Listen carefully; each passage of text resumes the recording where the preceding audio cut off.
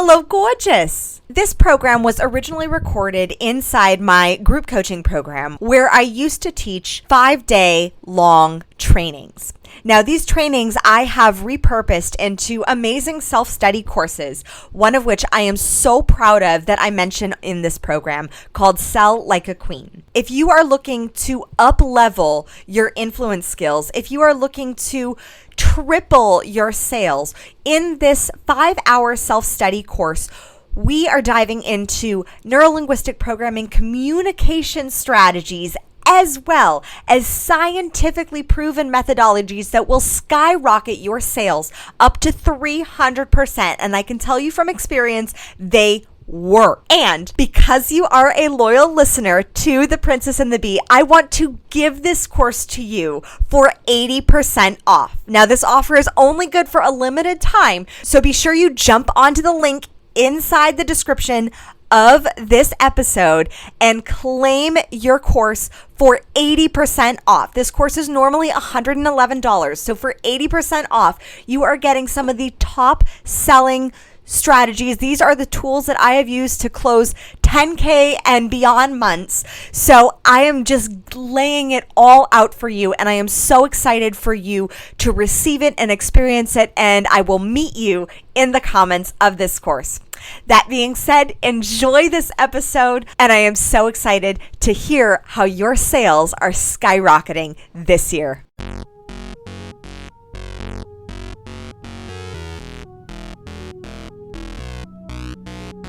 Welcome to the Princess and the Bee podcast, the place to be to build your empire as queen of your body, business, and life. I'm your host, Kimberly Spencer, founder of CrownYourself.com, and I'm an award-winning coach, Amazon best-selling author, and multi-passionate entrepreneur. Each week, I give you the systems, strategies, and success stories to help you master your mindset, communicate with ease, and triple your productivity so you make the income and the impact you deserve. Imagine this podcast as your weekly spark of inspiration as you take it to the next level with all the bees of your life. Body, business, bank account, boys, and babies. Let's make it rain. Hello, my amazing fellow queens. We are back with our live training. I know you get a double dose of me today. There's a lot coming in today. You get a double dose of me today because tonight we are finishing up our Sell Like a Queen training, and you are going to love the tools and tactics that I will be sharing with you. So, today, there is an art. It's a fantastic art, and it is one I myself have struggled and failed at masterfully multiple times. Because here's the thing. As high-performing, high-vibing, rockin' queens, the thing is, sometimes the thing that takes us down is actually overcommitment. And I know there's a few of you that have a lot of irons in the fire at this point in time. Here's the thing. Sometimes having all of those irons in the fire, there's a lack of clarity. And when you have that lack of clarity as to what the most important and most necessary steps are to moving you forward toward your ultimate goal of your next level of to where you want to be, if you're focused on 5 to 12 different things, you're going to lose focus. You're going to lose focus on that one main goal. As my mentor, Brenda Bouchard, and fellow certified high-performance coach says, keep the main thing, and that's the main thing. So, let me know in the comments if you have ever struggled with overcommitment. And I laugh only because my husband 2 years ago was like, Kim, can you please stop signing us up for things? Like that was, he was like, just stop. Like, stop signing us up for things. We're not doing another thing. We're not doing all the other things. Like, just focus on one thing or on 2 things or tops 3. That's the secret to productivity. And the only way to achieve that ultimate productivity is by saying no. I mean, let's not be rude. You can say no, thank you. But it's by saying no to all the other opportunities and options and things that come in your way that sound like a good thing.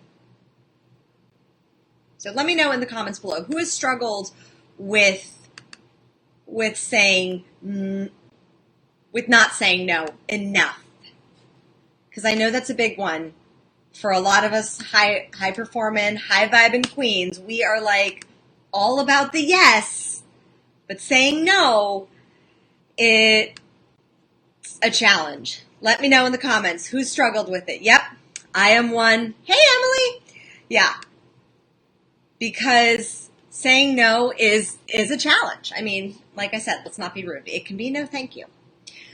So one of the things that in order to practice saying no it is a practice, especially if you are so used to saying yes to any opportunity, to any distraction that comes your way. One of the biggest things that I see with women specifically is they start saying yes, yes, yes, yes, yes to emails, to the distractions, to all that stuff. And by the time that weeks, months have passed sometimes, and they haven't made those progress on those top 3 priorities. And there's a reason I say 3, because our brains cannot multitask. Like, multitasking is a lie. Our brains can focus on one thing and then it shifts. The thing is that it takes time to make that shift into the next thing. That's why you want to keep the main thing, and keep from doing all the things, because doing all the things will prevent you from actually achieving the thing that you want. So, that's why today we are going to get crystal clear on what is it specifically that you want? Because a lot of times we spend a lot of time focusing on what we don't want. We focus on that we don't want to be broke, or we don't want to lose money on this deal, or we don't want to struggle another month with finding clients, or we don't want to be in this job anymore that we're in. The problem is that if you're always focusing on what you don't want, that's what you're automatically going to attract into your life. And so it's reprogramming, and it's more so in the Western culture. Like the Western culture, we've just kind of been programmed to focus on what we don't want. And you'll see it in advertising. Like I love, because both my husband and I are both NLP coaches, and so we know the powerful of language. Like language is freaking powerful, and you'll see it in advertising because it's subliminal messages that are out there that tell you exactly to get what you don't want. And you know this because your unconscious mind can only, it likes clear and concise directions. It likes very, very clear, very, very specific, like this is what I want, this is what I'm going for, and you have to have that level of emotion that takes it from that mental realm and chunks it into the emotional realm, and then it can come into the physical. So, this is incredibly important because, yeah, Emily, I feel you. I used to have a very, very hard time saying no. And in fact, I recently have had to start saying no to my husband. No, not in that way. But saying no as in the distraction that sometimes he'll come in and he'll be really excited, or he'll be really upset, or he'll be in a certain emotional state, and I suddenly am like, oh, what is this? And it distracts me and it pulls me out of my focus. And that's my alarm telling me my success markers, which one of them is being consistent, staying focused. So, in order to be consistent and stay focused and have the clarity, you have to know clearly every day what is the number one priority. You want to have your grand priority of what your big project is. That's why I love the book, The 12-Week Year, for productivity. Like, especially if you struggle with saying no, I highly, highly recommend you chunk down all your projects into a plan so that you think long-term rather than short game. Because if you're thinking short game, if you have trouble saying no, because you constantly say yes, yes, yes, yes, yes, and then it's very easy to go from like brilliant freaking badass on top of everything to burnt out and exhausted. And I don't want that for you. You're worth more than that. I want you to be thriving and feeling vibrant. So, saying no. So I want you to list right now 3 things that you have said yes to in the past week or the past morning. Like, it's Monday, it's 11:40, and sometimes maybe some of us have said yes to a few things already this morning that you actually kind of regret, or that they bring you stress, or they bring you a feeling of just like, oh man, another thing I have to do. And it takes you and it pulls you away from the actual project that's at hand. So, looking at your main priority project, you get 3. In the next 3 months, you get at most 3. There is a reason, because any more than 3 will cause you to just be mired in distraction. And then once you have your 3 projects, then get very, very specific and very, very clear as to the top 5 priorities for each one of them to get each one of those projects done.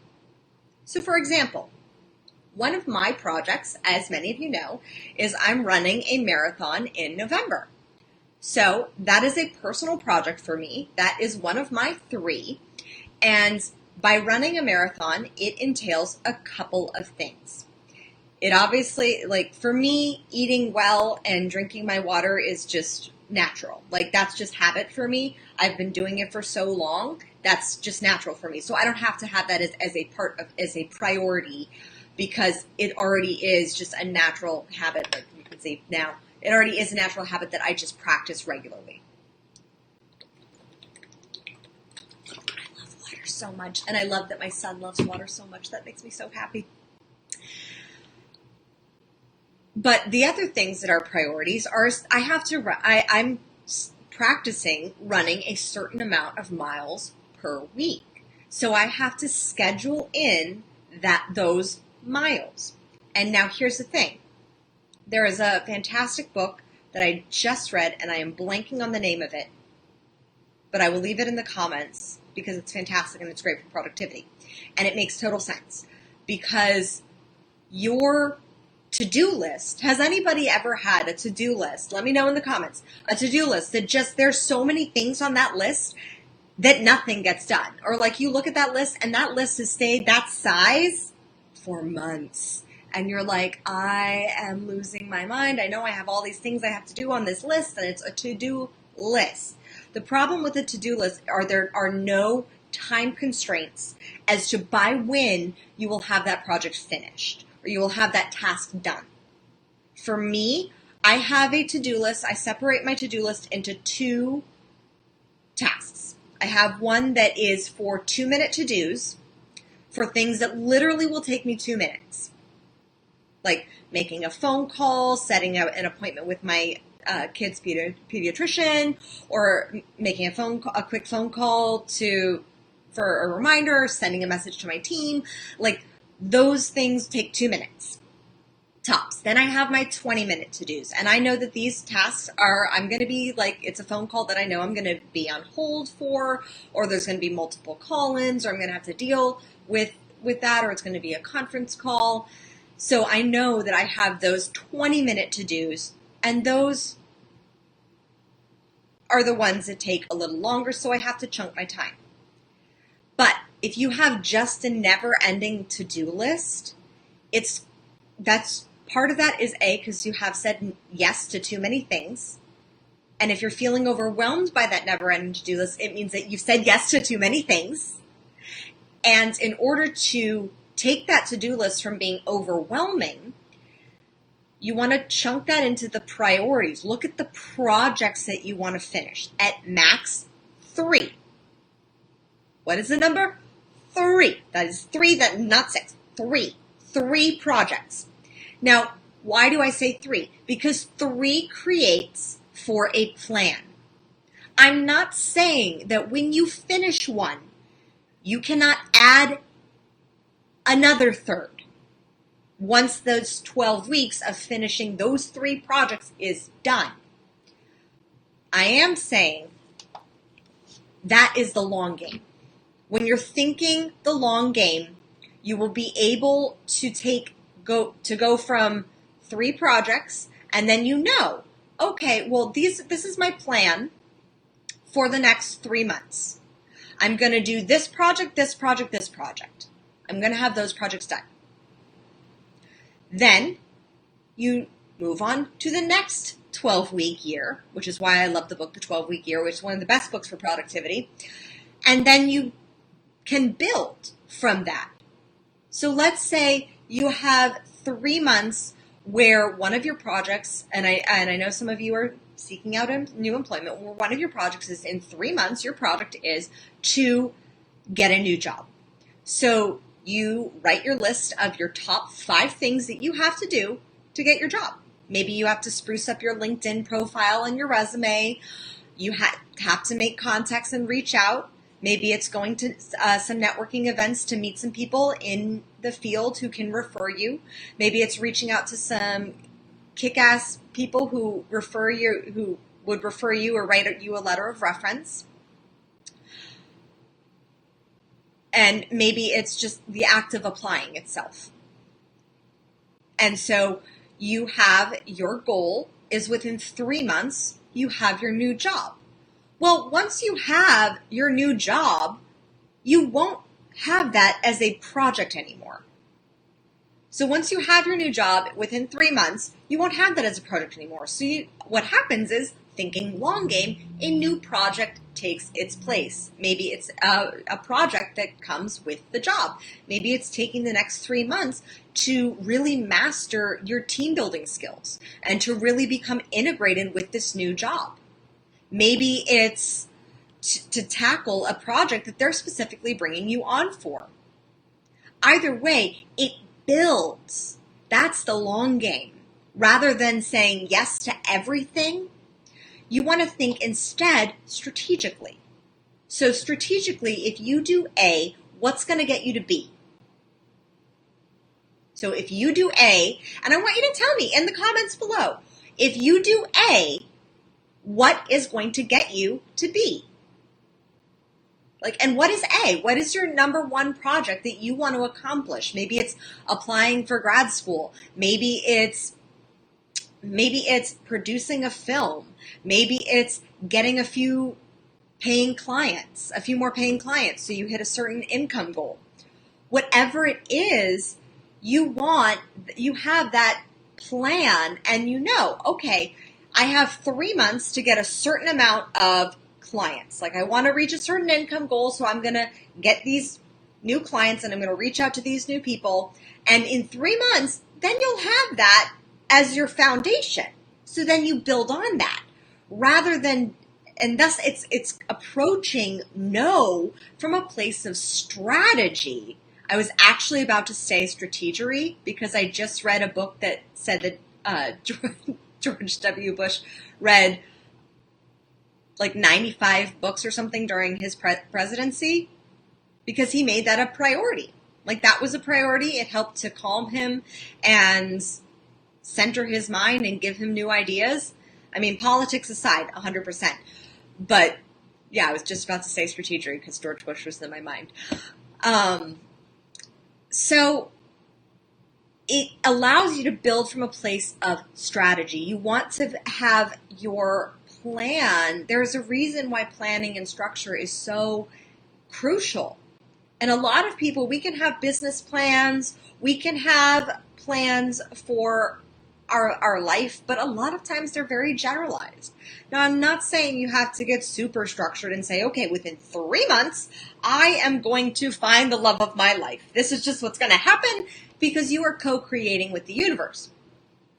But you can say within 3 months, I am going to set a goal to just be open to going on some dates. And that's your personal project. I recommend you take out of your 3 projects, one of them is personal. because you can enhance your business. You can make more money. You can always be growing that. You can always be building at that. But the personal side is where you really get the fulfillment. Like for me, running a marathon is such a personal fulfillment because it builds strategy and structure into my day, and it sets me in a different mindset. It also, I'm trying to convince my hubby to run not the whole marathon with me, but the half that they have, because he will not do a full. So, but that's something that it draws me closer to my husband. It allows me to lead by example. Like a personal project, it makes me feel like I'm living my purpose, where I'm leading by example. I'm showing my son, I'm waking up early to go for a 3 to 6 mile run, and that's what I do. And it's showing my son that importance of putting your health in a priority. And so for my personal, and so you want to look at your projects and then see what is the priority for the week, what is the priority for the day.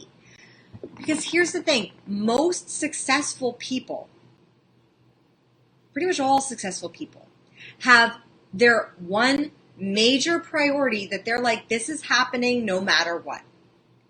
And here's the thing, with a to-do list, a lot of times that number one priority gets lost in the shuffle and we procrastinate. Like it's just natural for us to avoid doing that thing that we fear that's the one priority. And normally the one priority, it also has a little bit of fear to it, or it's something new, or it's something that's like a stretch for you. And that's why we want to encourage the courage to keep going. Oh, cool, Emily, your top priority is losing weight. Rock on. So you want to think from that perspective of like, okay, this is my priority. My top project is to lose a specific amount of weight. And just to get specific, Emily, you want to write down what your number is. Because here's the other thing. The unconscious mind does not differentiate between lose or gain. So that's why losing 10 pounds, sometimes when you're in that process, somehow you'll be like, where did this extra 2 pounds come on? Like, I've been working out, I've been eating well, like I've been drinking my water, I've been doing all the things that I know I should be doing. And that's because your unconscious mind does not process lose or gain, or more or less. So get very specific with your goal, Emily. You want to get very specific as to what the number is that you will feel at your best, where you will feel like you're vibrant and you're thriving and you're healthy and you're like sexy. Like you want to choose that number and have it be something that you feel totally in alignment with. So choose that number and just, that's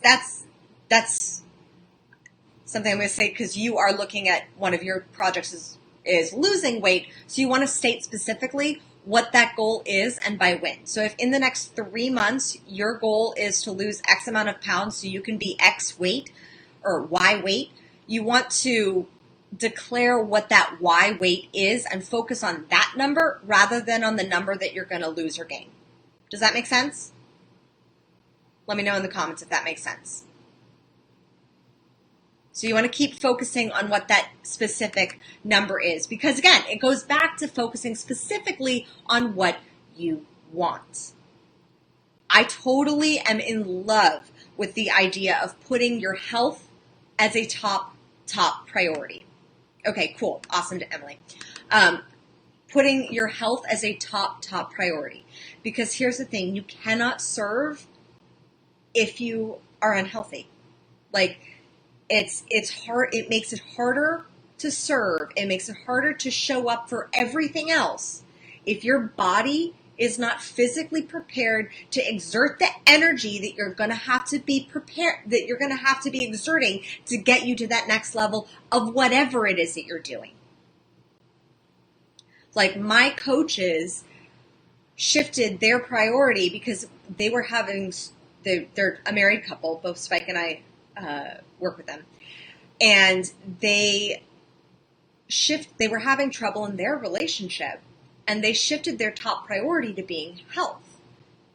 And when they shifted their top value to being health, that helped everything realign because they can focus on themselves, which allows them to be showing up more vibrantly, more energetically in their marriage and in their relationships. So I'm all about, like, if you want to put your top priority of health and say, this is my value, like, rock it out and get your health in the best shape that you have ever been in your entire life. Like, that is my goal before I have my next kid, is to, like, look and feel the best I have in my entire life. And that's why I'm running a marathon. But in order to run a marathon, I have to say no to certain things, like sleeping in. Sleeping in for a mom of a 1-year-old is a luxury. And like, if I'm able to get an extra hour of sleep, I'm like, oh, that's amazing. But I chose to instead say no to that extra hour in the morning and instead set an earlier bedtime. And if I miss that earlier bedtime and I go to bed at the time that I normally do, which is a little later, then I still am making that commitment to waking up and saying no to that extra hour of sleep and going for my run so that I can stay on my training. The same is true for adding in, for me personally, for my project, to say no to some work. Like, I have to say no to either writing marketing copy, to saying no to some clients, because I know that 2 hours extra out of my week have to be for strength and conditioning training. So on top of the running, I have to add that in. And so there are certain things that I say no to, and it causes me to have to prioritize more, which is why I love running marathons, because it keeps my priorities in alignment with my purpose and with what I want to do and with what I'm building. Does that make sense? So look at what in your life, maybe today, you have said yes to, and you had that gut feeling that you're like, I don't know. Because I'm all about having harmony.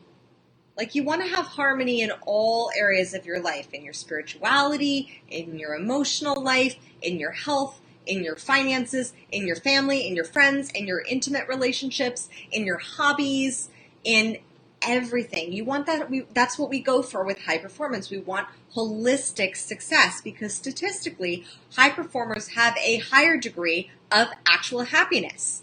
So I know several of you took the high performance quiz and your results were not what you thought you were. And that's okay. The first time I took it too, I was like, I thought I was a really high performer, and actually I'm performing rather low. So it's totally okay to be where you are, because that's where we accept you where you are. And then you grow from there. But when you look at those results speak volumes, because sometimes those results are from saying yes to too many things and not really prioritizing. Like, I prioritize my time with my husband and my son so much. And we make sure that either because we don't have a nanny, it's him or me. And sometimes I may have my mom babysit, but it's him or me or my mom 1 day a week who is watching him. That is the time. So I know that in my 1 day a week that my mom watches our son, my husband and I are on like priority checklists. Like, we know specifically the top things that we want to be getting done within that span of 4 to 6 hours, because that is so precious for us to have that batch time of it totally focused work, so that we can have the totally focused time when we're spending it with our child. So that's where it comes down to prioritizing. So really, when you break down your projects, the things that you want to accomplish within 3 months, and the reason why I like 3 months, which is the reason why I love the 12-week year, is because so often we set these grand walk goals for New Year's, and then we don't revisit them until like the next 2 years when we realize that we didn't really accomplish them. And instead of repeating that cycle, I want to break that cycle now, and we're doing it in 3 months, what you could get done in a year. And odds are you'll probably accomplish more within the next 3 months than you have in an entire year. And I can almost guarantee you that. So when you set your goal for your 3 projects that you are completing within the next 3 months, break it down. Break each one of those projects into 5 main tasks. Now, yes, there will be some little fiddly things and some other tasks or some tech stuff that you may have to figure out with those major priority tasks, but break it down into those top tasks, those 5 tasks that have to be accomplished. Then, on a daily basis, you're going to prioritize your one thing that is your non-negotiable. Like for me, getting in 30 minutes of exercise, non-negotiable. So you're going to prioritize your non-negotiable. And that is one that you can have a non-negotiable for each one of your projects of like, this is what I'm getting done today. This day is not ending until this task is done, and it's in the calendar. And that's why the book that I read recently, and I'm the one that I'm totally forgetting the name of, was so powerful, because when you put a task in the calendar, you have to schedule a certain amount of hours or a certain amount of time for that. So you pair the to-do with time. And time is your most precious resource. You have first time, then you have second attention. Those are the top 2. So you pair the task with time, and that creates this lovely little hybrid where you have that specific amount of focused time to get that one task done. So I know, for example, with my personal project with running a marathon, my time to get my run in is before 7 a.m. Like, I'm either up at 5 or I'm up at 6, but my time to get my run in, I'm not waking up at 7. Like, I got to be up earlier in order to get that run in, because that is the time that I have allotted for my 3 to 6 miles. Now, as my training progresses, I will have to add more miles into my week, which means more batch times for running. Because eventually you want to build up to a certain amount of miles before you run 26.2. Because you got to condition and train your body for it. So, I know that coming into the next few months, there's going to be more time that I'm going to have to dedicate and prioritize for training, which means that all of the other things, for all my other 2 projects, I also have to prioritize just as equally, because I know that as one is going to increase, the other one's time is probably going to decrease.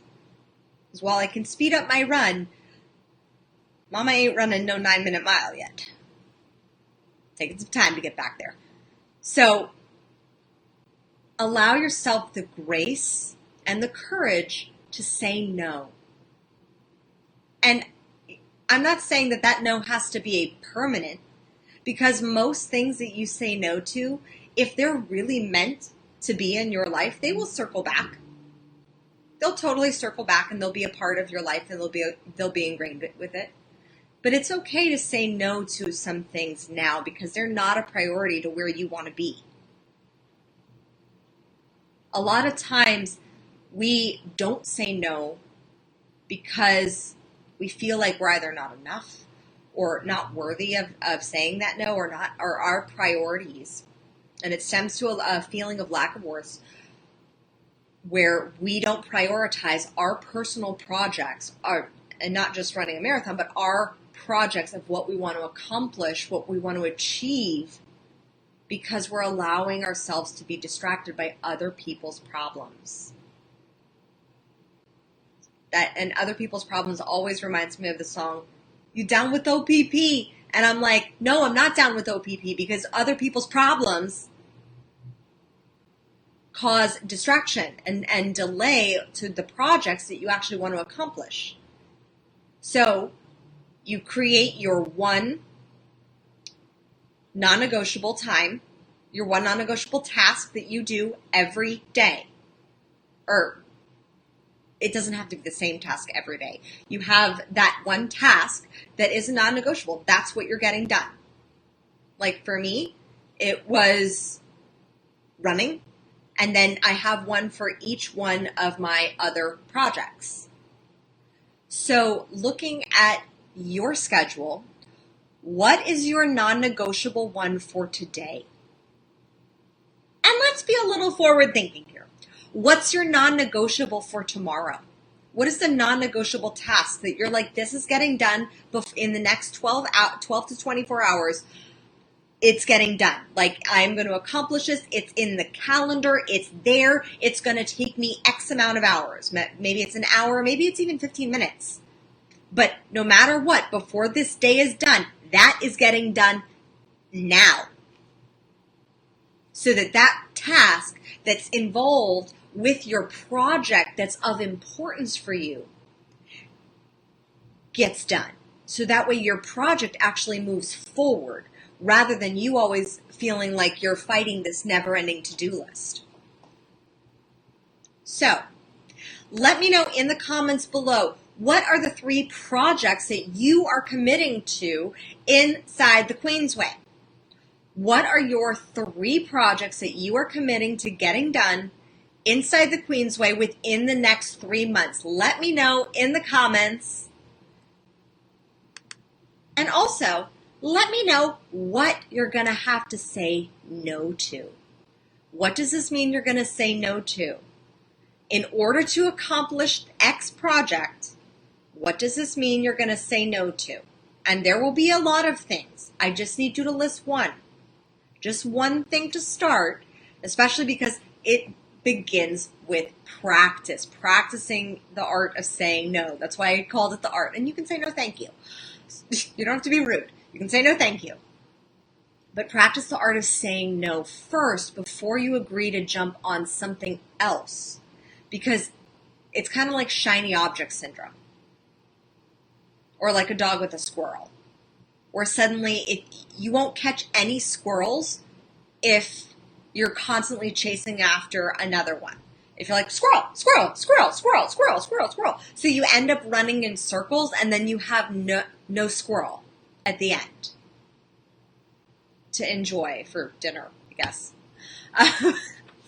For me, it would be more like chasing like a nice Kobe-fed steak. That's just my opinion. But if you chase after every single squirrel, you aren't going to catch any of them. So you have to say no to some. In fact, you have to say no to most. And you say no from a place of alignment that says, you know what? I am worthy to achieve my desires. I am worthy of completing this project that's going to propel my life forward, that means so much to me because it's involved with my higher purpose that I was put on this planet for. And that is why I am saying no.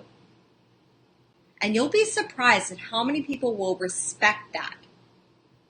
For example, as many of you know, because I love this product and this program,